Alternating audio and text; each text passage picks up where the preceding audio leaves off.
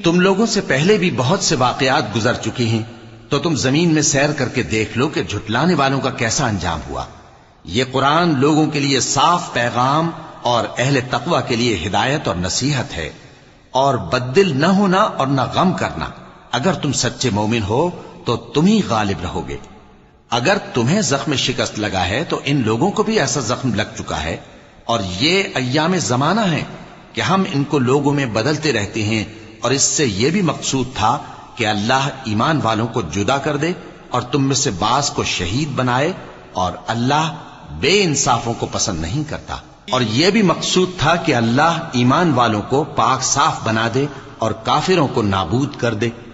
کیا تم یہ سمجھتے ہو کہ بے آزمائش بہشت میں جا داخل ہوگے؟ حالانکہ ابھی اللہ نے تم میں سے جہاد کرنے والوں کو تو اچھی طرح معلوم کیا ہی نہیں، اور یہ بھی مقصود ہے کہ وہ ثابت قدم رہنے والوں کو معلوم